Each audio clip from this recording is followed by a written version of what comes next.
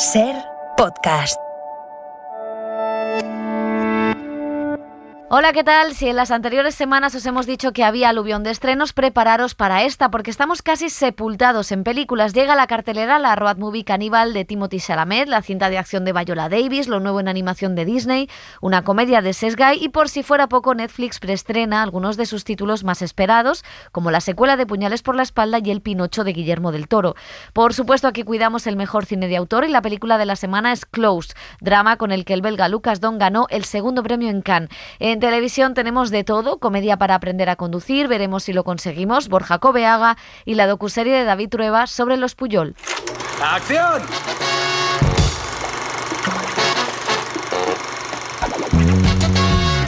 El cine en la Ser con Pepa Blanes.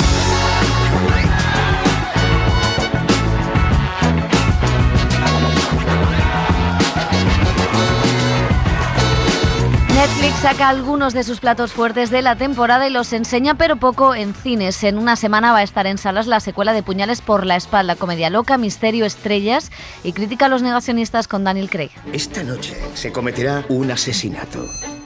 El mío. Cuando estés muerto, ¿podremos seguir hablando contigo? También llega a las salas El Pinocho de Guillermo del Toro, una versión gótica del cuento clásico con el fascismo de Mussolini como telón de fondo. ¡Papá! ¡Pero si habla! ¡Solo es una marioneta! Y hay más estrenos como La Mujer Rey, una epopeya histórica en la que Viola Davis interpreta a una guerrera africana luchando contra Occidente y la colonización. Los europeos no se detendrán hasta apoderarse de toda África. Debemos contraatacar. Hay cosas que nos obligan a luchar. Hay cine de animación con Mundo Extraño, una familia de exploradores que llegan de la mano de Disney. Nuestro mundo corre un grave peligro. Quiero que me acompañes en una expedición. Yo no soy mi padre. Él era el explorador. Luca Guadagnino estrena su película de vampiros con Timothée Chalamet, Hasta los huesos. Es un drama intimista que mezcla el terror para hablar de seres incomprendidos. ¿No dirías que soy una mala persona? Yo lo que te digo es que te quiero. A lo mejor el amor es tu salvación. El belga Lucas Don presenta Close, ganadora del segundo premio en Cannes, una delicada y emotiva historia sobre la amistad de dos niños y el duelo. ¿Vosotros sois novios? No somos pareja. Son mejores amigos plus plus. Sí, plus y casi como hermanos, sin más, no hay más. Quizá no lo aceptáis. El cine español apuesta por la comedia coral. Llega Seth Guy con Historias para no contar, una sucesión de pequeños relatos sobre la pareja, la amistad y la crisis de la masculinidad. Es que es difícil entender. Fácil no es. No sé por qué se ha enfadado. Bueno, ya sabes cómo es. En televisión seguimos con comedia. No me gusta conducir es la apuesta de Borja Coveaga con Juan Diego Boto apuntándose a la autoescuela a los 40. Las clases teóricas son los miércoles. ¿Puedo presentarme al teórico sin venir a las clases? No es lo más recomendable, pero si te lo quieres sacar por tu cuenta.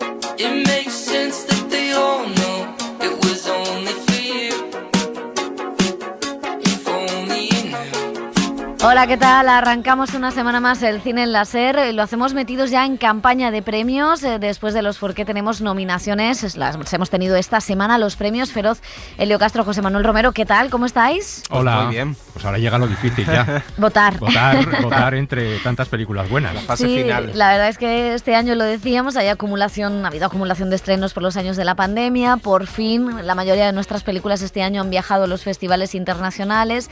Hay nuevas miradas, hay mucho cine y la verdad es que repetimos que hay por lo menos mucha diversidad y mucha calidad este año para dejar a 5 finalistas. En Los Feroz al final ha sido Asbestas, la película de Sorogoyen, la más nominada, 10 candidaturas por encima de Alcarrás, pero no sé si podría dar la sorpresa incluso Cinco Lobitos, que ha sido una de las películas fenómeno de la temporada. ¿Cómo lo veis? Bueno, el caso de Alcarràs yo creo que le ha penalizado no tener actores, digamos, profesionales protagonizando la película, porque eso... y ojo, en los Goya, que eso aún les puede penalizar más. Claro. Entonces, bueno, yo creo que va a estar muy disputado, ¿no? Asbestas a mí me gusta como película, Alcarràs por supuesto, Cinco lobitos también me encanta. En fin, que yo creo que no me da la impresión de que haya una película que sea la ganadora y que arrase, sino que todas van a picar en distintos apartados. Bueno, eso vamos a ver. Lo que pasa es que es difícil elegir, ¿no? Sí. Hasta en la categoría de cartel o tráiler es difícil elegir. No, y además se han quedado fuera títulos que en otro año podrían estar. Yo he hecho en falta Mantícora, he hecho en falta Pacifiction, la película de Albert Serra que estuvo en sección oficial de Cannes. Se ha quedado fuera El agua, que es una ópera prima muy digna. Suro tampoco ha tenido presencia, ¿no? Es complicado. Es complicado porque es un año muy, muy difícil. Yo creo que es el mejor año de cine español que yo recuerdo desde que estoy trabajando aquí, y la verdad que es impresionante, y la carrera va a ser muy emocionante y se va a dirimir entre Alcarràs y Asbestas. Entre esas dos es verdad que puede emerger como película también de consenso Cinco lobitos, con lo cual todavía más emoción a esta carrera. Coincido con Pepa en que echo de menos algo más de provocación, algo más punky, ¿no? Siendo los premios Feroz, no los premios Goya, que hubiera estado pues Mantícora de Carlos Bermúdez, Albert Serra, a lo mejor no la peli de Serra, pero sí él como director, como showman, porque creo que la peli es una peli de director también. Ya ganó el Feroz por la muerte de Luis XIV. Sí, claro. Entonces, pues Suro también podría haber estado. Hay algunas decisiones, incluso de actores, que se han colado casi 7, creo, en la categoría principal, porque había empates, ¿no? Está todo muy reñido y no sabemos muy bien por dónde va a ir, pero sí que he hecho en falta algo más de riesgo en estos Feroz, aunque estoy contento porque Isaki La Cuesta ha entrado también en muchas de las categorías, que a mí es una peli que me gusta mucho y que no ha tenido recorrido comercial o la suerte que merecía posiblemente. Hay además una categoría que es muy significativa porque normalmente pasa a la inversa: 4 mujeres nominadas en Mejor Dirección frente a un hombre, Sorogoyen, frente a Lauda Ruiz de Azúa, Carla Simón, Carlota Pereda por Cerdita y Pilar Palomero por La Maternal. Esto es histórico en unos premios del cine español, no solo en la historia de los Feroz, que tienen 10 años, sino que es muy difícil que haya mayoría de directoras nominadas y solo un director. Sí, antes era un poco lo contrario, nos quejábamos de lo contrario, pero bueno, bien, la verdad es que está estupendo. Además es que se lo merecen, no hay que poner ningún pero en este caso, porque son además propuestas pues muy atractivas, y en el caso de Cerdita también es una película que yo creo que se lo merece desde el registro del cine de terror. Claro, una mujer haciendo del género y el disfrute, género, ¿no? Igual que entra Pilar Palomero, pero no entra La Maternal en película y sin modelo 77, y no entra Alberto Rodríguez, que es un peso pesado de la industria y que tiene muy buena relación con la prensa porque sus películas siempre han gustado. Bueno, pues luego con Dani comentaremos las nominaciones en Mejor Serie. Vamos a mantener la intriga, y es que tenemos muchos estrenos de cine y no tenemos tiempo. Llegan a los cines, hace frío, así que lo mejor que les recomendamos para este fin de semana es meterse en una sala, y para elegir, pues atentos a nuestro repaso semanal.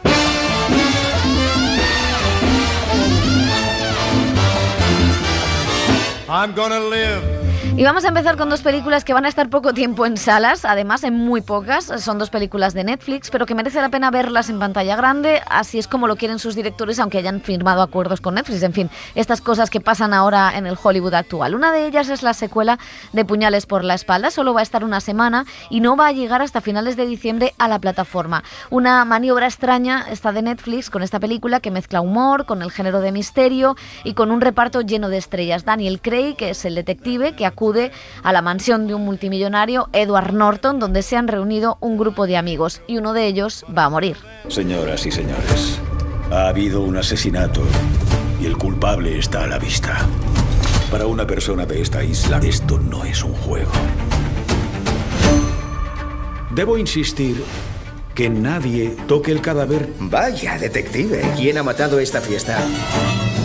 Rian Johnson dirige también la secuela después del éxito de la primera entrega, que mezcla entretenimiento con mucha juerga política. Hay un retrato de Trump, de los negacionistas, de forocoches y hasta de la izquierda progre, con similitudes a ese personaje multimillonario con Elon Musk, pero también Tom Cruise. Well, Edward liked to say that Miles, the character, has never had an original thought. Everything he does is copying someone else. So he's dressed as... Y nos contaba Ryan Johnson sobre este personaje que interpreta Edward Norton, que va pasando por distintas etapas. Hay etapas en las que parece Elon Musk, otras en las que parece Mark Zuckerberg y otras que parece ese personaje, Helio, de Tom Cruise en Magnolia. Va vestido con la muñequera, la melena, ¿no? Y hace como esta crítica al propio Tom Cruise. Y decía que es la idea de que este tipo de emprendedores nunca tienen una idea original. Son todo copias de copias, pero al final acaparan un poder, como hemos visto en Twitter estas semanas, sobre todos los demás. Bueno, no sé, José, a mí me ha divertido mucho. Es de brocha gorda, pero yo apoyo la brocha gorda. Sí, a mí me parece que tiene menos encanto que la primera. Que la primera, al ser una casa, los actores me parecían mejor. Estaba Jamie Lee Curtis, estaba Ana de Armas, estaba Chris Evans. Aquí también están bien, pero creo que lo intenta hacer todo más solemne, más grande. Y la broma es pues más larga en un sentido. Él se cree también mucho más inteligente para hacer esto. Es muy disfrutona, a pesar de todo esto. Yo es que disfruto mucho con el juego que establece con el espectador. A veces se alarga, eso sí, pero creo que tiene mucha miga y que es muy disfrutable este tipo de películas, ¿no? Y que revitaliza de alguna manera el género del whodunit para una nueva generación casi, ¿no? Porque luego ya vimos que en Netflix funcionó muy bien, pero la primera, que fue solamente a cines, también fue un éxito de taquilla.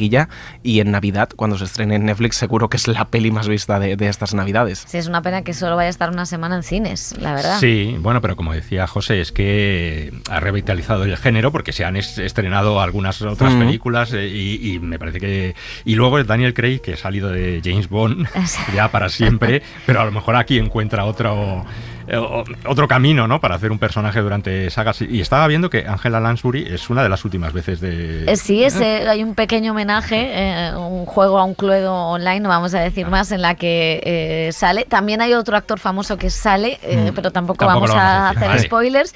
Y lo que sí que hay que decir es que Janelle Monáe es la protagonista y es un personaje de una mujer de clase obrera negra, que eso también no suele ser habitual en un blockbuster americano, y lo reivindicaba mucho Ryan Johnson en una entrevista que tienen colgada en la web. La otra película de Netflix que llega a los cines es Pinocho, la de Guillermo del Toro, una versión del clásico cuento en animación, stop motion, ambientada en la Italia de los años 30, con Mussolini en el poder y el fascismo, una alegoría sobre la paternidad, la patria y la convivencia, con las voces de actores como Ewan McGregor, Cate Blanchett o Christoph Waltz. ¡Papá! ¡Pero si habla! ¡Solo es una marioneta! De eso nada, soy un niño real. A veces las personas tienen miedo de las cosas que no conocen. No lo entiendo. Chao, papá. Y bueno, tengan paciencia para buscarla en algún cine. En alguno dicen que ha llegado, no sabemos en cuál, pero en alguno estará. José, ¿tú la has visto ya? Yo la he visto ya, se estrena luego el 9, ya la comentaremos, el 9 de diciembre en Netflix. Y soy pudoroso en esto, pero creo que es una obra maestra de la animación, de verdad. Es impresionante lo que hace Del Toro, reinventando a un personaje como Pinocho, que este año hemos tenido la de CMX, que es horrible, pero tuvimos la de Matteo Garrone, la versión italiana o el punto de vista italiano hace unos años. Y aquí lo que hace Guillermo del Toro, aparte de lo precioso que es la animación en stop motion y cómo está bonita la película y combina su gusto por lo monstruoso, haciendo un Pinocho que realmente es un poco monstruoso y luego mete un monstruo marino, una especie de hada que es la que le concede vida.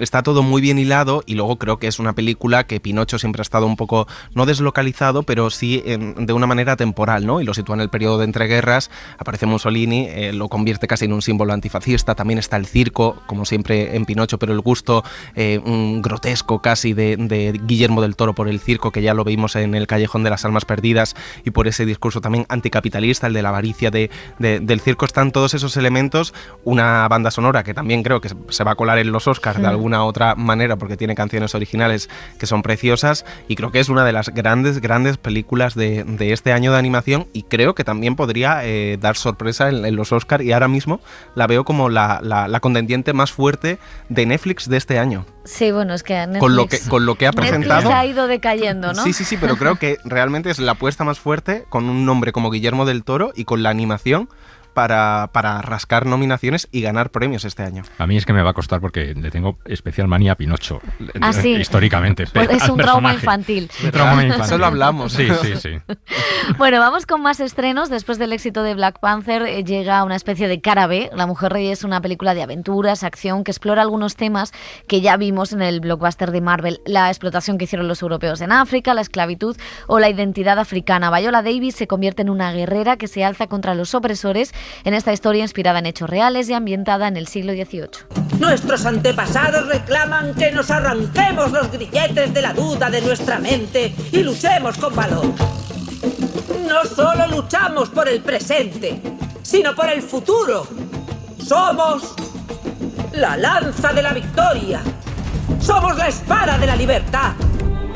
Bueno, yo siempre estoy a favor de mujeres que se levantan contra el opresor. Si el opresor es blanco, un colonizador, pues siempre estaremos a favor. Y siempre a favor de Viola Davis, pero es una película bastante aburrida y densa y que al final, en la puesta visual, pues Black Panther se lleva el gato al agua. O sea, sí, no eso tiene que hay tampoco... un trabajo de producción, de diseño, de vestuario incluso, que también está bastante bien, pero siendo una película de acción, ¿no? Acaba siendo una historia, decae en el melodrama por momentos la película, con una historia que no se puede revelar, pero con una especie de lazos, siendo el punto de partida muy potente, que es una historia supuestamente original de un grupo de guerreras que defendían a un rey africano, ¿no? De los colonizadores, pero creo que también tiene un punto de vista muy interesante, muy autocrítico, ¿no? De cómo esos reyes africanos también asumieron e hicieron dinero con el tráfico de esclavos para ellos enriquecerse o comprar armas, ¿no? Y también está todos esos elementos presentes en la película. Creo que tiene más mérito la película por su valor extracinematográfico, que esté Viola Davis encarnando a una guerrera y soltando mamporrazos y rebanando cuellos con 57 años, con un físico no entrenado, por así decirlo, como las jóvenes que están en la película de 20 años, ¿no? Y que se ponga a hacer este papel. Ella se reserva 3 clips que enviará a los Oscar y están perfectamente... Está complicada esa categoría. Muy complicada, este pero año. en la película detectas perfectamente los clips que va a enviar Viola Davis a los Oscar. Luego que también esté una directora como Gina Prince Bythewood, que fue la que rodó esta película de acción con Charlize Theron para Netflix, La vieja guardia. O sea, que tiene sí elementos y la coreografía de la violencia está bien, pero luego la película no acaba de arrancar y creo que caen demasiados tópicos, aunque siempre es bueno ver esta historia que antes no hemos visto en pantalla, o sea, que se vayan viendo estas historias. Bueno, a mí quizá lo que me llama la atención es la presencia así de Viola Davis, que es que realmente con unos u otros papeles siempre está todos los años nominable. No sé si siempre está allí y es uno de los personajes afroamericanos que más respeto tiene, que ha cogido quizá el testigo de Denzel Washington, por ejemplo, ¿no? Sí, totalmente. Bueno, hablábamos antes de animación, volvemos a otra película de animación, en este caso para un público más infantil o familiar, es Mundo Extraño, lo nuevo de Disney, que nos propone las aventuras de una familia de exploradores en plena misión. Hola, es probable que no entiendas nada de lo que digo. Pues claro que te entiendo. ¿Papá? ¿Papá? ¿Abuelo? Soy abuelo.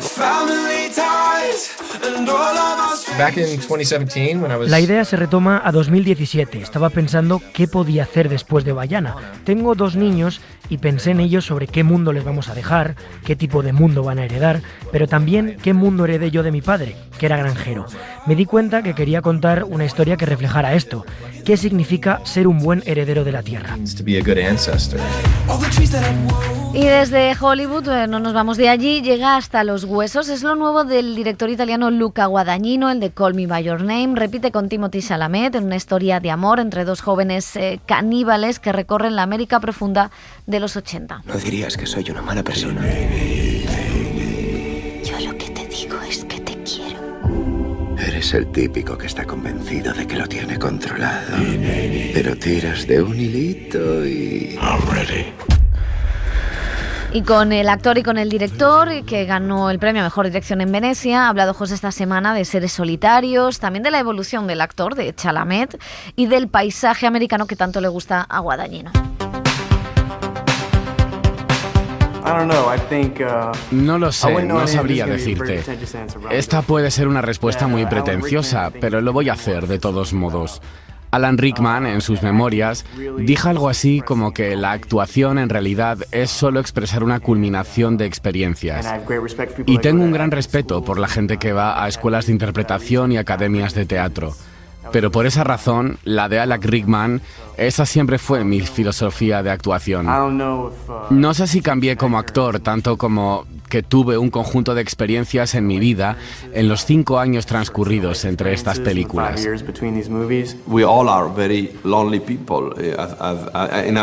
Todos somos personas muy solitarias en nuestra condición. Puedes ver esa perspectiva con más claridad si es con una historia desde la perspectiva del diferente. Y sinceramente también me interesa esa idea del extraño porque yo me he sentido un outsider toda la vida. Probablemente ha sido por razones prácticas. Crecí en diferentes lugares, no solo en uno. Mi madre no es italiana, así que soy mitad italiano y mitad argelino. Mis ideas siempre han sido bastante excéntricas y entonces han hecho que desarrolle una especie de escepticismo, que está bien, no me quejo de ello.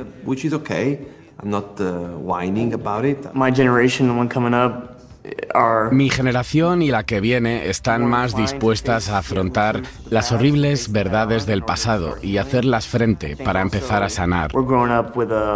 Estamos creciendo con la experiencia del calentamiento global, con un colapso del panorama político en todo el mundo y con la aparición de gobiernos nacionalistas.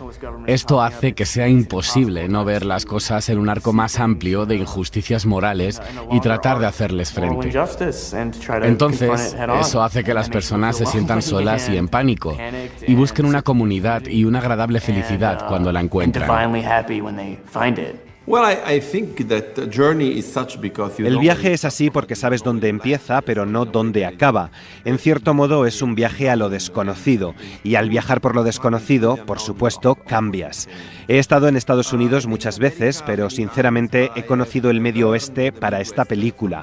Y aprendí mucho, aprendí lo inmenso que es el país, aprendí cómo el capitalismo ha dejado atrás a mucha gente allí, pero aún así tienen un gran sentido de comunidad, una gran generosidad y una actitud receptiva. Como siempre digo, el arte depende de la interpretación del público. Bueno, eso también es bastante pretencioso, pero todo está en los ojos del que interpreta. No hay ningún esfuerzo consciente para eso. Intento aportar mi verdad a cada papel. Y por suerte, Luca me ha permitido en 2 proyectos expresar mi sinceridad a través de esos maravillosos personajes. O al menos intentarlo.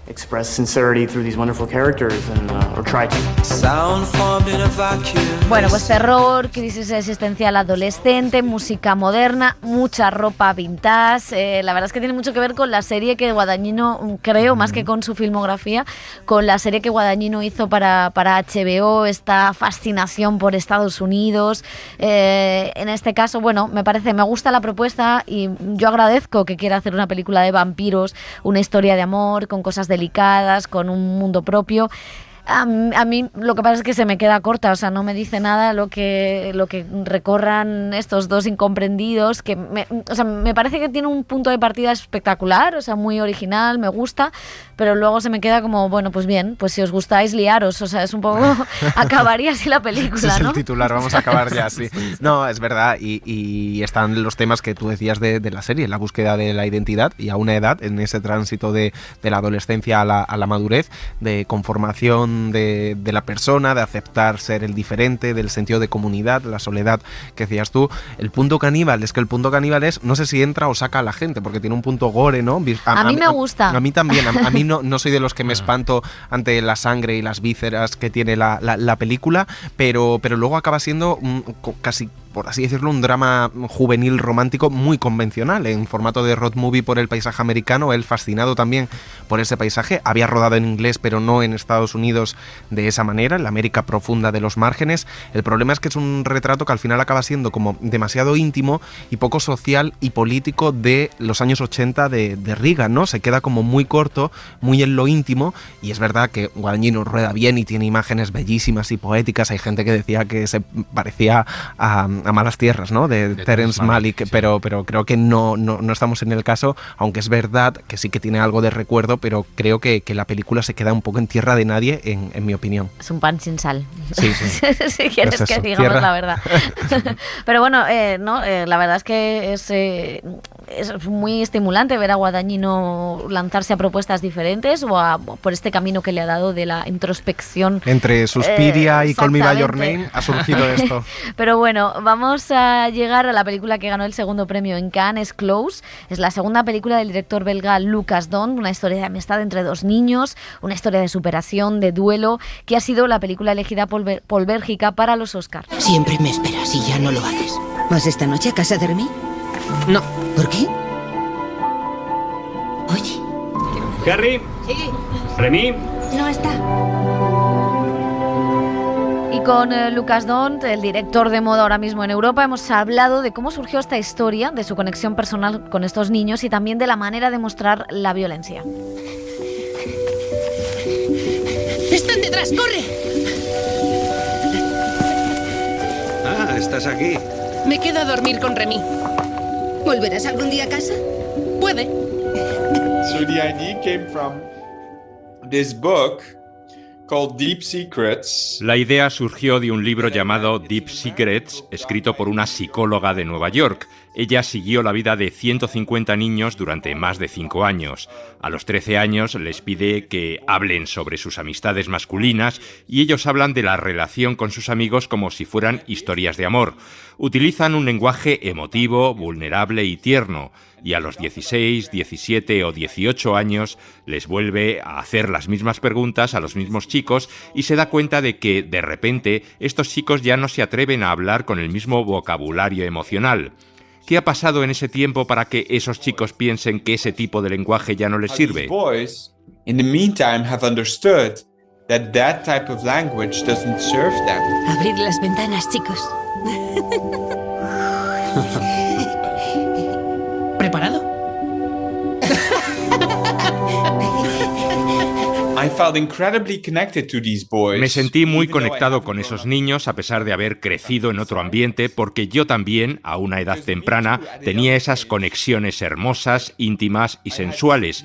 Y de pronto empecé a tener miedo por amor. Empecé a temer porque en el mundo ese tipo de conexión se analiza inmediatamente a través de la lente de la sexualidad. Immediately is looked at through the lens of sexuality. Is a film in which I knew that I wanted to have this tender. Sabía que quería mostrar una conexión tierna, sensual y hermosa entre niños, y eso se vería interrumpido por una sociedad que inmediatamente quiere categorizar y etiquetar el amor y, por lo tanto, sofocarlo también a veces. Bienvenidos a primero de secundaria. ¿Puedo hacer una pregunta? ¿Vosotros sois novios? No, no somos pareja. ¿Son mejores amigos plus plus? Sí, plus plus y casi como hermanos, sin más, no hay más. Quizá no lo aceptáis. Cuando llegamos al patio de recreo nos enfrentamos al microcosmos de una sociedad muy vertical, una sociedad que está dividida en grupos, algunos más igualitarios que otros, y todos estos grupos vienen con sus códigos, sus normas, sus expectativas.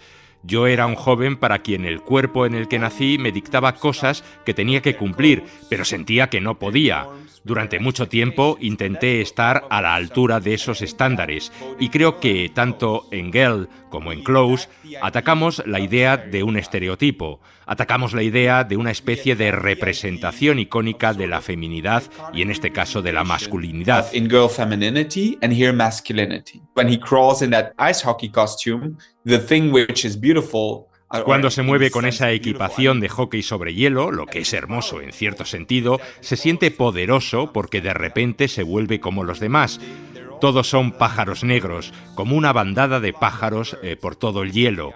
Y ya ni siquiera podemos verlo. Se trata de la violencia de la confirmación. No quiere decir que el deporte no sea increíblemente hermoso o elegante incluso. Puede ser increíblemente coreográfico, pero en nuestras películas lo usamos para expresar cómo el individuo puede perderse en un grupo. Pasó con Girl en la escena del ballet, porque solo quería desaparecer entre las chicas. Y aquí pasa en la escena deportiva porque este chico, con esa máscara puesta, desaparece entre los demás niños. he disappears among the other boys. Muy bien, chaval. Buen trabajo. Una vez más. ¿Por qué has venido?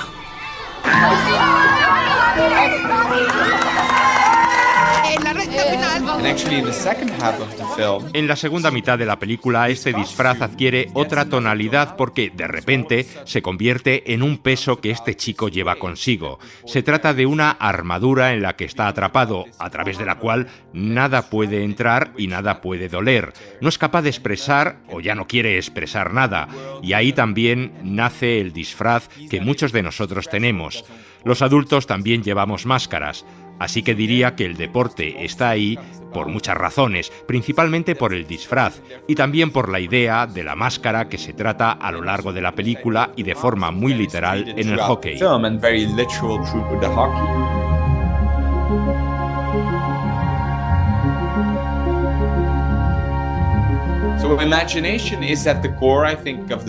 La imaginación está en el corazón de la película, al menos temáticamente, pero también en el público. No subestimo la imaginación del público porque creo que a veces nuestra imaginación puede ser mucho más poderosa y mucho más fuerte que la concreción de una imagen, especialmente cuando se trata de violencia. Para nosotros era importante no solo hablar de las flores, sino también de las sombras. Para mí es importante abordar el tema de la violencia porque está en la sociedad en la que vivimos, pero no quiero crear imágenes violentas. Siempre me esperas y ya no lo haces. ¿Vas esta noche a casa de Remy? No. ¿Por qué? Oye. Harry. Sí. Remy. No está. You know, I went to a film school that combined documentary and fiction. Fui a una escuela de cine que combinaba documental y ficción. Cuando era joven y cuando hacía películas, siempre hacía documentales. Eso me hizo aprender mucho sobre cómo quería hacer ficción, porque hay un poder de escucha y de observación cuando haces un documental. Necesitas capturarlo todo. Because you need to capture everything in the Lo más importante que hacemos al pasar todos esos momentos diarios juntos es construir una conexión, generar confianza y crear un espacio de confort. Esos tres factores son necesarios para que luego puedan ser tan vulnerables y tan auténticos en el set. Otra cosa que ayuda es que no les doy ningún texto para que aprendan. No tienen que venir al set y leer textos para mí. They don't have to come on set and say texts for me.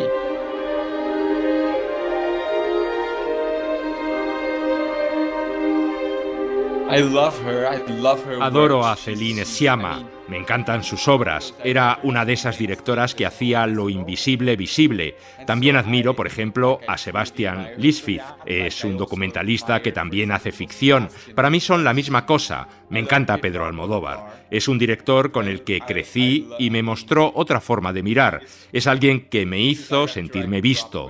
Me encanta Wong Kar-wai, Andrea Arnold, Chantal Akerman, Yorgos Lanthimos. Son autores que crean unos universos propios muy específicos, pero nos cogen de la mano y nos embarcan en su mundo.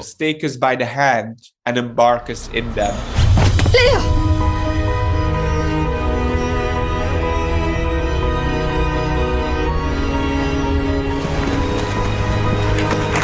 ¡Vamos! ¡Eso es!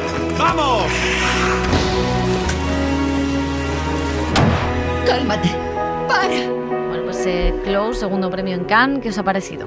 Pues me ha gustado mucho, es una de las mejores películas de este año, por lo menos para mí. Empiezas a hacer la lista ya. Yo ya empiezo a hacer la lista, pero luego están las 10 películas del año y tal. No, es verdad. Hay que ir tachando. Hay que ir tachando y seleccionando bien. Y fíjate, me ha gustado más que Girls. Y Girls pues era una película muy impactante también y muy buena, ¿no? Pero esta me parece que es mucho más delicada. Girls tenía un punto de ira, de rebelión. Sí, la violencia estaba más presente, más explícita. Sí, y claro, de la incomprensión y de eso de una persona que se siente completamente incómoda con el cuerpo en el que ha nacido y que intenta rebelarse y tal. Y esta me parece tan delicada, tan bonita, tan sutil en todos los aspectos que te conmueve. O sea, te conmueve la historia de los dos niños, de amistad, de ese otro niño en el colegio que de repente empieza a ver cómo los demás le etiquetan y no quiere sentirse así, que intenta meterse en el equipo de hockey para demostrar su masculinidad, su hombría. sea, y luego, bueno, pues pasa lo que pasa, ¿no? Y todo alrededor, todos los personajes, sus propios padres, los padres del otro chico, en fin, la estancia en el colegio, sus propios compañeros, creo que está todo tan bien tratado, tan bien retratado, que la verdad es que hace que sea una película de estas que te dan eso, ganas de madurarla, reflexionarla, volver a verla, ¿no? O sea, es una película estupenda. Y estoy muy de acuerdo, a mí me gustó mucho en Cannes y de hecho pensábamos que podía ser la ganadora. Lo que pasa es que, bueno, luego Triángulo de la Tristeza pues es un desparrame y mucho más, quizá, no sé, bueno, no ojo sé esta cómo película describirlo. En los Oscar, ¿eh? Ojo esta película en los Oscar, sí, es, yo creo, que además él está por allí ahora mismo. Está haciendo campaña, ha estado en la cena de los gobernadores, que no ha estado casi ningún director europeo y él ha estado. Y es una película muy delicada. Yo creo que igual que Engel, pone la cámara siempre en un lugar donde todo es digno, donde todos sus personajes tienen una dignidad y donde el dolor y la tristeza siempre aparece no de una manera excesiva o melodramática, sino que el espectador lo puede sentir, lo puede ver, pero no se deja llevar por toda esa emoción, ¿no? Quizá me gusta mucho también cómo a través de... Creo que hay dos escenas, ¿no? Que una es la escena de un brazo roto y la escayola que vuelve a sanar, y otra es él en el partido de hockey cayéndose y levantándose, ¿no? De un poco lo que es la esencia del recorrido vital de este niño, ¿no? Que a muy temprana edad tiene que aprender a salir para adelante y a conllevar el duelo, ¿no? El duelo de un amigo. Y la verdad es que es una película preciosa, muy delicada, con esas imágenes de la naturaleza, la luz de los atardeceres sobre los cuerpos de los niños. Es una delicia. Yo estoy de acuerdo en que es una de las películas del año. Sí, yo poco puedo añadir, impresionante. Es que estoy fascinado con esta película. También está ahora, por lo reciente, en mi top de este año en películas internacionales. Y a todo lo que habéis dicho, pues eso, es que tiene escenas realmente bellísimas y creo que es una película de una inteligencia emocional, de una sobriedad también en algún sentido al narrar ciertas cosas, pero embelleciendo y con una poética, ¿no? Hay un juego de rimas con esos chicos que empiezan la película, esto no es spoiler, jugando al escondite, con luego los campos de flores, con ese equipo de fútbol vestido de negro con hockey. Máscaras, hockey, que es todavía más duro, o sea, claro, sí, contacto físico. El hockey sobre hielo, con esa reflexión también sobre el deporte que estaba en Engel con el ballet, el cuerpo en el deporte, como que hablábamos con Lucas Don diciendo pues la reafirmación masculina en el deporte, y él decía, no es la reafirmación, es la violencia de la confirmación, es un individuo que quiere desaparecer en ese grupo para no tener problemas en el patio del colegio. A mí es una película que me parece grandiosa y que conecta de alguna manera con películas que hemos visto como de Céline Sciamma, ¿no? Con esa sensibilidad, ese trabajo con los niños que tiene, también con cuestiones de género, incluso con Playground, esta película belga que vimos este año también en el patio de un colegio sobre el bullying, que también contaba estas dinámicas en los colegios, pero mucho más grande y abordando cuestiones universales que al final son la pérdida, el duelo y muchos otros asuntos. Es enorme.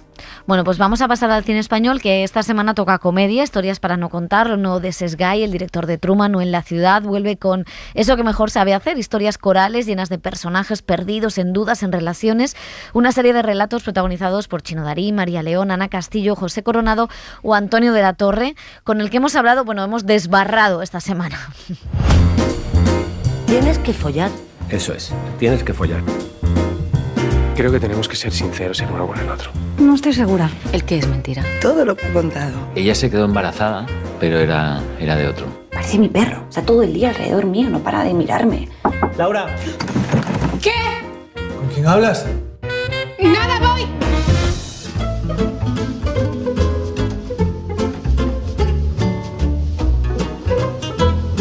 Primero ha sido casi como rodar un corto o algo así, o sea, para empezar, porque para quien no lo sepa, son 5 historias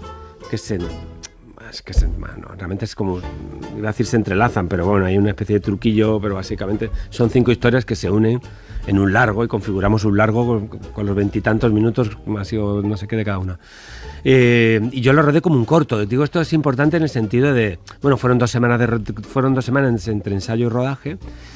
Yo no tenía, ninguno de los actores teníamos ni idea de las otras historias, o sea, yo solo sabía de la mía. Entonces eso, es como si hubiera rodado un corto con Sesgay. Como yo, un burgués, iba a decir un burgués, igual que yo otro, de una ciudad también que da bastante juego cultural y socialmente, como es Barcelona, y la conoce muy bien y la retrata bien, en ese sentido.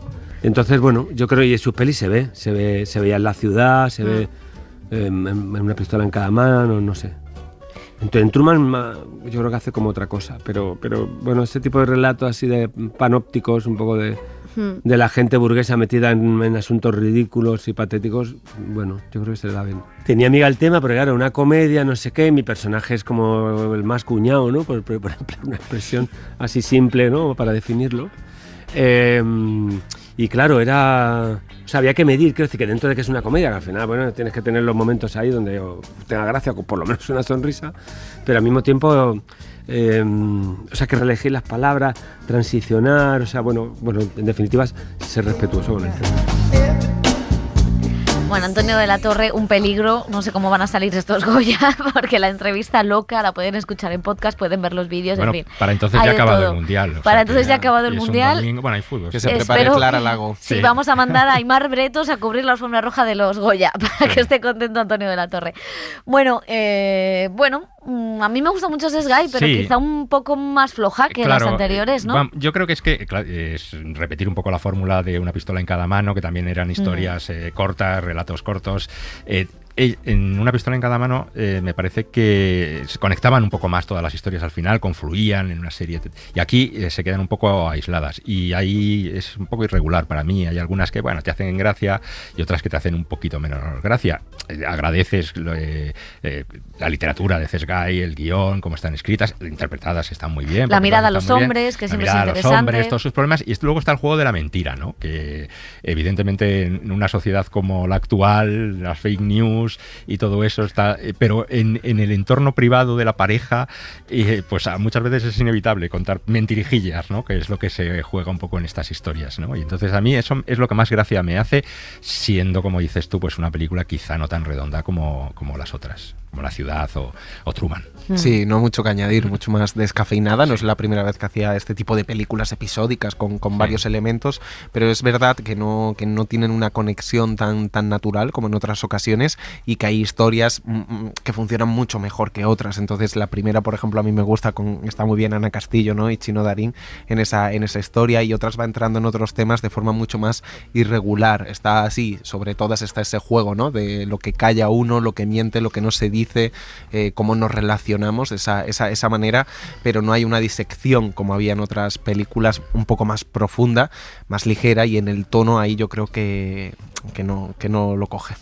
Bueno, pues vamos con algunas propuestas más, como Abrázame fuerte, es la nueva película dirigida por el actor y director francés Mathieu Almaric y protagonizada por Vicky Krieps, una película sobre la pérdida y la imaginación.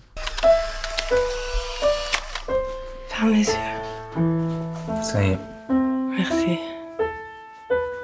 J'aime bien te regarder les yeux fermés. Una película preciosa sobre el duelo, la pérdida, muy delicada. Quizá desde el minuto 1 se sabe cuál es el mecanismo, pero eso no impide disfrutar de esta relación de una madre con unos hijos, un marido que no sabe qué ha pasado con ellos, por qué se ha ido, dónde está, en qué tiempos, y que recuerda mucho a otra película que veremos, que también está en mi lista del año, aunque no se haya estrenado, que es After Sun. O sea, que tiene muchas conexiones con la memoria, el recuerdo y el duelo. Y hay otra propuesta algo más loca, como Mad Heidi, en la que una montañera suiza llamada Heidi es secuestrada y debe defenderse de librar una nueva guerra contra una maquinaria de odio. No te rías, La pacífica Suiza, hermosas montañas, deliciosos quesos. Y por supuesto, Heidi. Pedro! Te amo, baby. Pero aún no has visto nada. Queridos ciudadanos, hoy celebramos el nuevo orden de Suiza. Caballeros. Es un poco como la saga de películas americanas en la que... Pero sale el abuelo, sale Pedro, sale la señorita Rottenmeier y todos Clara. Sabíamos que detrás de Heidi había un lado oscuro. Y este es el lado oscuro. Por fin el cine ha destapado la cara B de Heidi. Bueno, vamos a terminar con un documental musical. Tras el éxito del de Sabina, se estrena Tequila, Sexo, Drogas y Rock and Roll, donde Álvaro Longoria indaga en las claves del éxito de la banda argentina formada por Ariel Roth, Alejo Stivel y Felipe Lipe, que pusieron banda sonora a la liberación de los jóvenes españoles en la transición. Están las luces apagadas, el batería, cuenta 4. Y en ese momento yo entro con el... El cuento es, dos chicos argentinos que su deseo era ser como los Rolling Stones. evidentemente no íbamos a contar una historia rosa de Walt Disney, y ya la historia de Tequila es bastante divertida como para, bueno, que es lo que la gente conoce, una banda de rock con mucha frescura y tal, pero había detrás, como en todas las historias, está el lado oscuro que toda historia tiene, y en nuestro caso hay bastante oscuridad que no llega a eclipsar la luz que pudimos emanar, pero que de alguna manera completa la foto, ¿no? Que va más allá de la historia de un grupo musical, ¿no? Que era nuestro pasado, venir nosotros de Argentina de una situación oscura y justo llegar aquí y juntarnos con 3 españoles que no tenían en principio mucho que ver con nosotros porque no pertenecían a un núcleo cultural como el que pertenecíamos nosotros en Argentina, y que de repente esa mezcla entre esa parte más callejera de ellos, más barrial, consiga hacer ese cóctel y que eso trascienda también por una necesidad sociológica del momento, ¿no?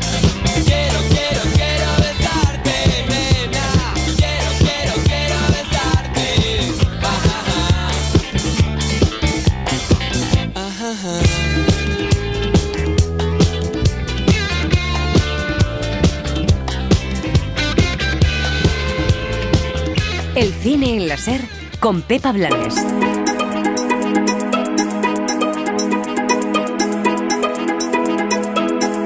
Las series.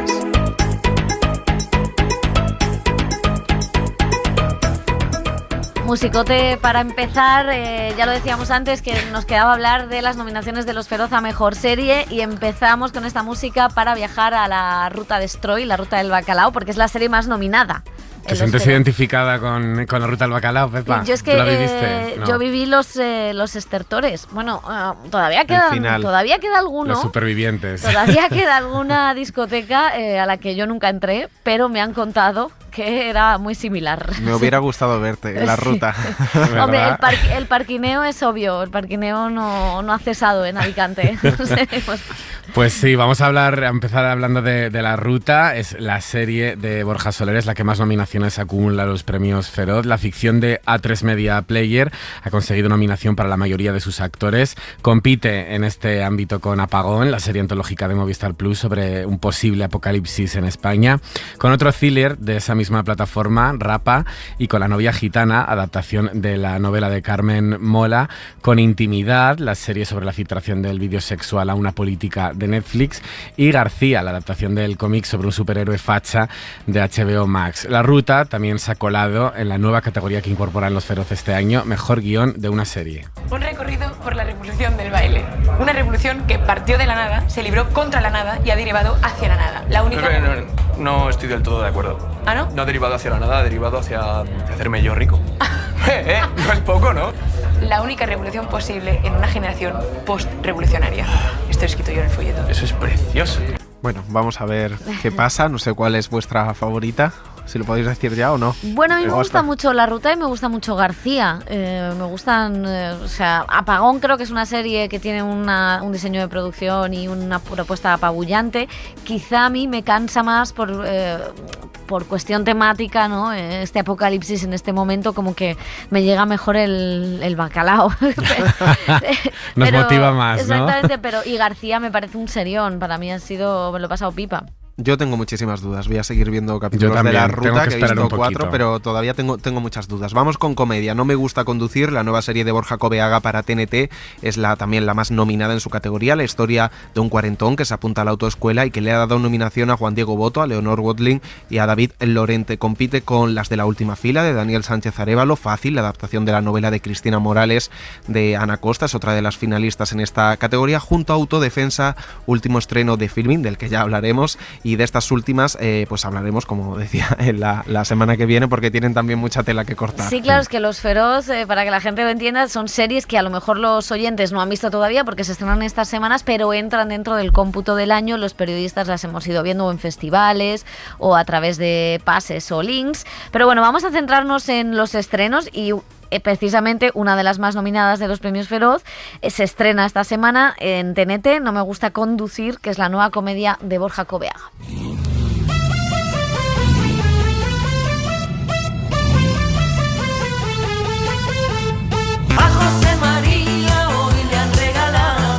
Sí, porque sacarse el carnet de conducir a partir de los 40 no es algo muy común. Oye, guapo, cuidado. Muy común no es, chicos. Sigo apuntada en la autoescuela. ¿Sigues apuntada? A la de aquí al lado de la radio. A la de Cuenca, la de los famosos. No, a la de Cuenca no, ahora hablaremos de Cuenca. Yo nunca me he apuntado. Bueno, sacarse el carné a partir de los 40, no voy a decir que no es muy común, pero sí es lo que hace el protagonista de esta serie, un profesor de universidad algo gruñón que se apunta precisamente para sacarse el carné. Borja Coveaga escribe y dirige esta ficción en la que vuelca sus propias anécdotas y traumas como conductor tardío después de conseguirlo al 8º intento. Juan Diego Boto es este profesor un tanto borde que se encuentra con una alumna suya en las prácticas interpretada por Lucía Caraballo y que tiene que lidiar con la relación con su ex, Leonor Watling. Cualquier idiota con el graduado escolar puede aprender a conducir en una semana. Tú con un doctorado en literatura medieval, ¿no? Es que es una cuestión de milímetros. Yo creo que es más fácil conducir bien si eres idiota. De verdad que lo pienso. Yo también. Hombre, igual un poquito de humildad también ayuda. Es que soy yo, Juan Diego Boto. Es que eres tú, es que tal soy cual. yo. ¿Y yo por qué no me he puesto? Bueno, y como decíamos, pues es una serie que demuestra el problema del cine español, que nadie tiene carné y que si lo tienen se lo han sacado todos a los 40. Y a mí personalmente lo que me pasó es que mi padre se llevó, más que decepción, se quedó completamente anonadado y que no entendía nada cuando cumplió los 18 y no me saqué el carné. Porque no concebía que un ser adulto no tuviera el carné de conducir. Entonces, entre estas cosas de tener 40 años, de estar ya en un momento de tu vida en que ya está todo como enfocado y te estás convirtiendo como el protagonista en una persona un poco espantosa, en un gruñón, y darse cuenta que todavía puedes aprender cosas. Pero bueno, básicamente la premisa es como lo cero épico. Siempre bromeamos con que la segunda temporada va de pasar la ITV o hacer la declaración del IVA, porque es la nada. Pero luego habla de cosas como muy conectadas y todos los episodios además tienen relación con el tema de la paternidad. También el personaje de Lorenzo tiene un hijo y eso es importante. Y el personaje de Yolanda, que interpreta a Lucía, también tiene un padre y ese padre es muy importante. Yo recibí una llamada de Borja, como de forma, no sé si solemne, pero sí como, no necesito contarte nada más, me dijo...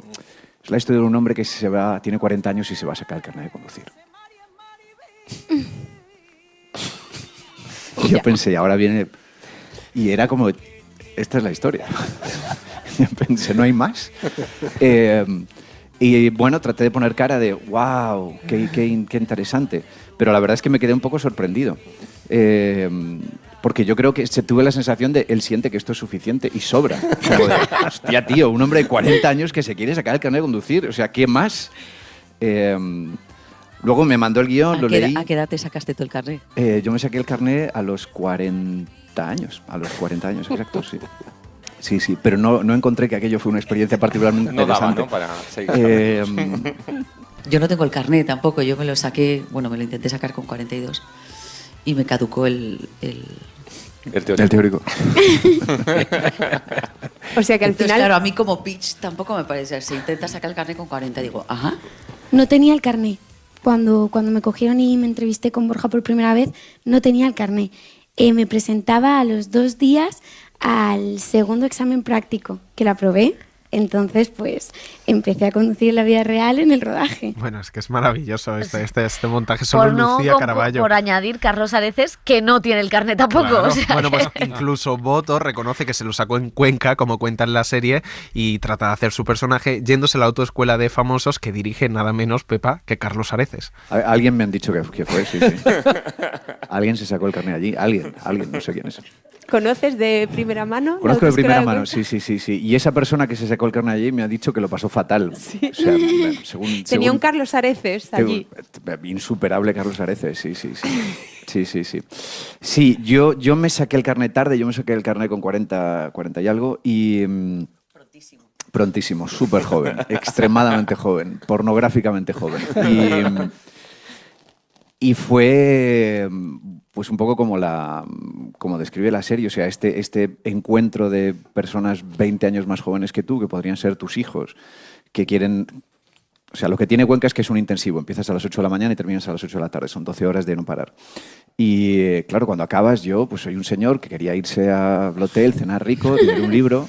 Y esta gente pues quería salir de marcha y le daba el cuerpo y luego iban de empalmada a las 8 de la mañana al día siguiente. Yo ya de empalmada no tengo una edad que no me permite la vida hacer absolutamente nada. Bueno, No me gusta conducir es una comedia, pero es verdad que tiene un tono diferente, que mezcla los gags, sobre todo en los diálogos de los personajes secundarios, con una historia que tiene incluso hasta un punto emotivo, ya que todos los capítulos están atravesados por las relaciones padres e hijos, algo que hace personal esta serie, como reconocía el director, y también más complicada para alcanzar el tono.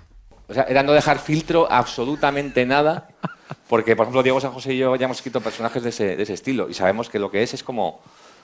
No hay final. No hay cuello de botella. Tú tira para adelante. Y al final acabas escribiendo 20 páginas y lo tienes que dejarla en 4, lógicamente, pero un poco eso. Entonces, ese equilibrio era más complicado y además es algo que no se puede medir, porque tú puedes decir, rodo todo en plano general o rodo todo en plano corto, pero hablar del tono es una cosa muy abstracta. Y ya en cuanto al humor de los gags, la mayoría los dice David Lorente, que es uno de los descubrimientos de esta serie, el profesor de autoescuela, antes taxista, que habla con frases hechas y que se preparó el papel con un profesor de autoescuela que está en redes sociales. Todo el mundo, desde que yo contaba que iba a hacer de profesor de autoescuela, todo el mundo te cuenta una historia del profesor de autoescuela. No, es un personaje que quieras que no está en la vida de todo el mundo y pues el mío se dormía, el mío no sé qué, el mío tuve que dejarlo a la semana porque no nos entendíamos. Es un personaje que se ha quedado, para los que se han sacado el carnet, se ha quedado ahí, siempre hay una anécdota. Y luego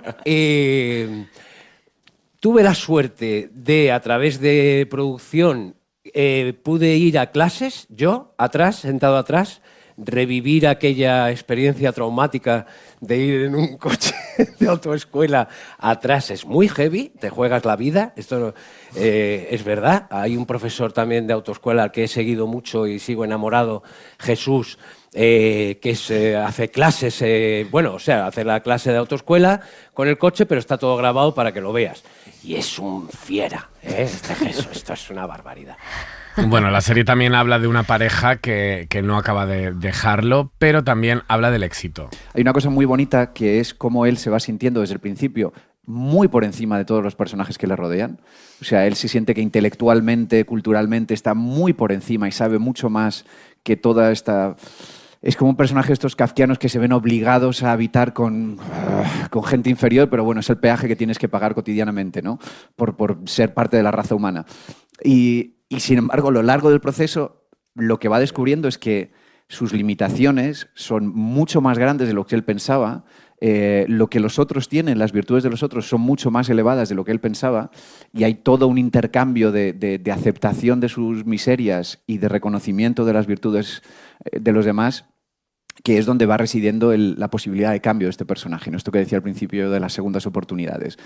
Lo que va descubriendo es, hay una parte importante que reside en mí y que el éxito no te hace una persona feliz, ¿no? El personaje del padre de su alumna claramente le viene a demostrar esto, ¿no? El personaje es un amargado, cree, por el fracaso. Hasta que, más o menos, según avanza la serie, conoce a gente que tiene éxito y es igual de amargada, con lo cual empieza a relativizar todo eso. Esto va a relativizar, es decir, que también, pues por la edad a la que llega el personaje pues lo que decía un poco de antes, en lo que se está convirtiendo, ¿no? Se está convirtiendo en algo que no le gusta, está yendo a peor, es un Gargamel que va a peor. Y de repente el hecho de sacarse el carnet y tener esta deuda que tiene con su padre y con el coche de su padre y todo eso, le hace como situarse en un sitio donde esa actitud de saberlo todo se relativiza completamente, ¿no? Y conoce a gente que eso. Entonces él tiene esa amargura que viene del... Es que lo del éxito y el fracaso es como es hiper relativo en ese sentido. Entonces él de verdad piensa que si hubiera tenido éxito con su libro, pues no sería como es. y de repente pues luego se da cuenta de que no tiene absolutamente nada que ver. Bueno, pues menuda juerga tenían todos estos. Decía Coveaga que había elegido a Juan Diego Botto y que su hijo le decía a su mujer, a su pareja, que por qué estaba con papá y no con Juan Diego Botto. O sea que la vida y la ficción se mezclan en esta serie, que yo creo que es un puntazo, ¿no? ¿Qué os ha parecido? A mí me parece fantástica, porque tiene mucha alma. Es una serie que, aparte de ser comedia y funcionar como comedia, tiene un tono que me parece muy difícil. A ellos le costaba explicarlo y creo que es difícil transmitir esas sensaciones que transmite, porque tiene todo eso, tiene una relación paterno-filial, tiene como una especie de trauma, tiene una relación muy, muy entrañable también con la alumna del tira y afloja. Él es un gruñón, pero le vas cogiendo cariño. Leonor Walding también, cuando aparece, pues es como un elemento discordante, pero también... Con sus diazepanes. Eso es. En el coche, el profesor de autoescuela, que es que David Lorente, está fantástico en esta serie, y creo que los guiones y el tono que tiene va funcionando todo. Para mí está muy muy bien, y me ha sorprendido porque es eso, es que de esa premisa decías, ¿cómo va a sacar toda una serie? Y sí que la saca, y sí que hay historias, y sí que hay muchas reflexiones, y hay un lugar muy placentero para ver esta serie. Sí, a mí también me ha gustado mucho, y me recuerda mucho a una película en la que también estaba Juan Diego Botto, que no suele hacer mucha comedia, pero cuando hace comedia se le da bastante bien, que es Vete de mí, que tenía un tono también tragicómico, y consigue, yo creo que Coveaga sabe moverse muy bien y luego darte esos gags, estar nervioso, o esas frases, ¿no? Que además, como luego cuenta en la rueda de prensa, son cosas que él ha vivido, que él ha escuchado en reuniones con ejecutivos o con gente de la calle, ¿no? O sea que es divertida y emotiva a partes iguales. Sí, yo también creo que conjuga muy bien esos dos elementos. Los gags están muy bien metidos. Ese personaje del profesor de autoescuela es brillante, y mete muy bien también toda esa relación con el padre, cómo va descubriendo poco a poco que no es quien él pensaba, y cómo también va descubriendo que es mejor persona de la que se cree, ¿no? Y creo que está muy bien conjugado la comedia, el drama y todo a partir de clases, de prácticas de coche, que yo también pensaba que no se podía sacar nada de ahí, pero al final sí que va creando una atmósfera y un universo propio en el que coges cariño a todos los personajes. Y una cosa que queda clara, que hay que sacarse el carnet en Cuenca con Carlos Areces. Y esa secretaria de autoescuela, que divertida es, maravillosa. Bueno, vamos a cambiar, porque siguen llegando series documentales sobre personalidades de la política española. A la de Jesús Gil, el rey emérito, o Ruiz Mateos, se suma ahora una sobre una figura clave para entender el catalanismo y su relación con el resto de la política española, Jordi Pujol.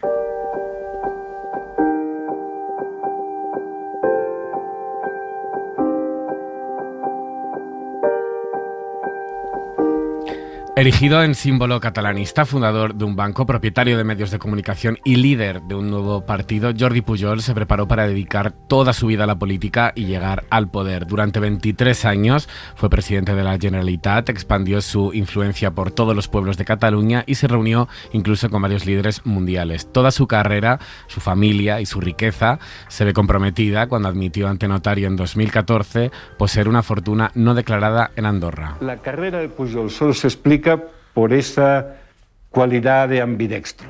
¿Es un nacionalista catalán? Sí.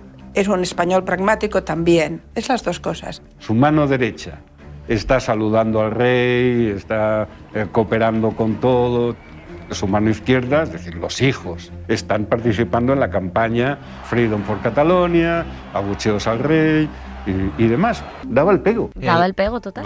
Y que si daba el pelo, se lo digan a nuestros bolsillos. El catalanismo actual no se entendería si la familia Pujol Ferrusola, la Sagrada Familia, como los codirectores David Trueba y Jordi Ferrorons, han bautizado a esta serie documental de 4 capítulos que estrena HBO Max y que cuenta con testimonios de periodistas, políticos, amigos de Pujol y de su propio hijo. Un personaje apasionante en la política española reciente. Dani ha hablado con el director, con David Trueba, sobre este retrato periodístico, también sobre la influencia del propio Pujol en el catalanismo actual y por qué es necesario revisar históricamente el personaje.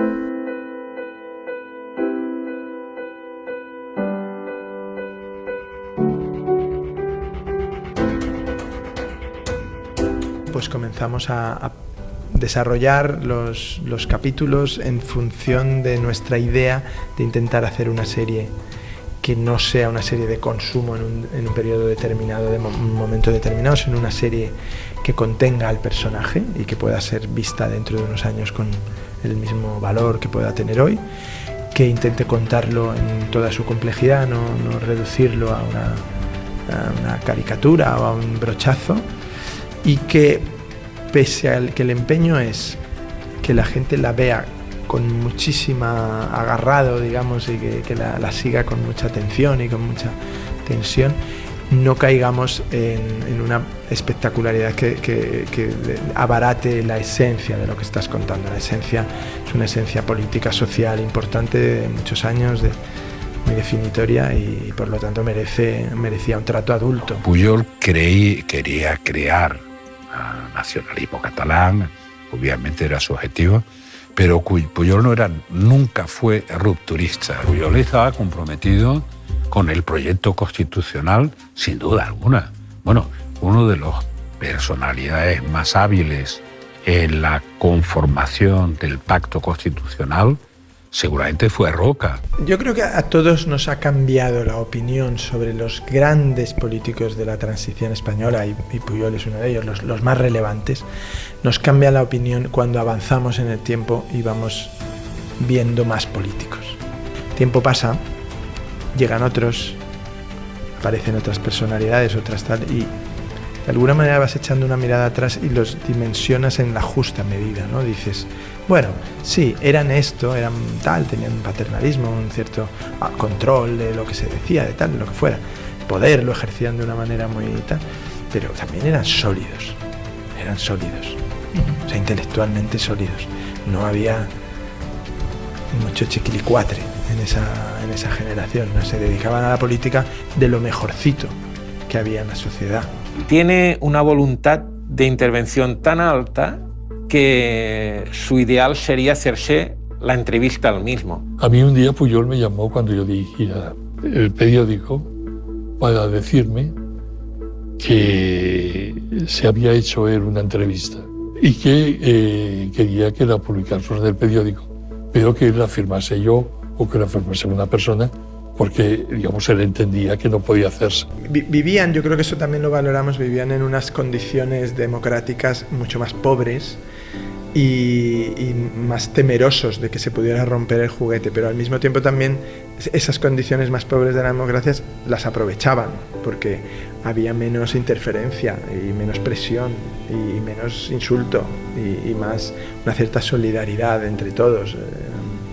Era un empeño de todos. Ahora cada uno va a lo suyo, ¿no? Y no hay una, digamos, una finalidad. Antes la finalidad de solidificar la democracia española, o sea, hacerla más estable, era un trabajo de todos. ¿Cómo puede ser que un personaje de una innegable inteligencia política como Jordi Pujol, que desde jovencito tiene claro que quiere ser presidente de Cataluña, que lo hace todo para serlo, deje sin atender la trastienda de su carrera, y en esa trastienda donde están su esposa y sus hijos ocurran cosas que van a reventar su legado? El conflicto del sentimiento de la pulsión catalanista es muy complicado de entender fuera de Cataluña, y hay que hacer un esfuerzo seguramente para situarse en el lugar de comprensión, para entender qué fuerzas se activan ahí y no intentar desactivarlo tampoco por el lado que genera más independentistas, como hemos visto, ¿no? Ha habido una estrategia por parte de una política española que no ha funcionado, ¿no? Y ellos también son conscientes ahora que la estrategia de ruptura tampoco ha funcionado. Y entonces, ¿dónde nos encontramos ahora, ¿no? Y ahí la figura de Pujol vuelve a surgir como una posibilidad no solo pragmática, sino cierta. O sea, yo creo que Pujol es un hombre que supo manejar la realidad y que supo modelarse para estar en el lugar elegido en una realidad que él no había elegido. Y la mayoría de los políticos que nos encontramos ahora son personas que quieren cambiar la realidad para colocarse ellos en el centro. Es un error.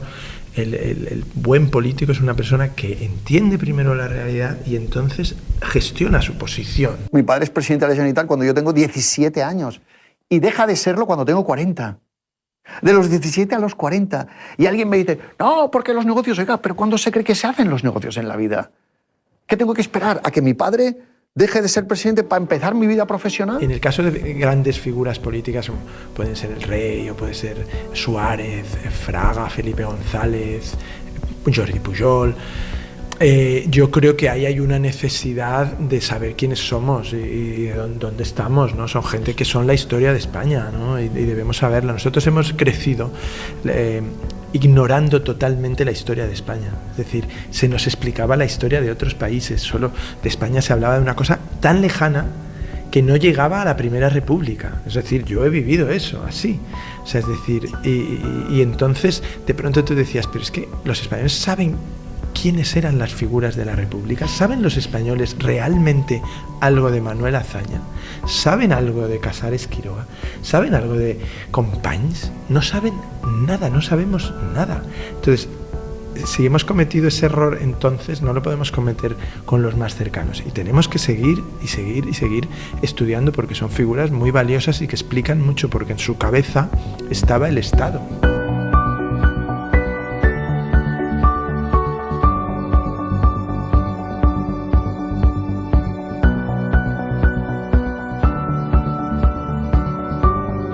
Terminamos el cine en la SER. En la realización ha estado Rocío Sánchez, en la producción, redacción y redes sociales José Manuel Romero y Laura Martínez Santamarina. Volvemos la semana que viene. Adiós. El cine en la SER con Pepa Blanes.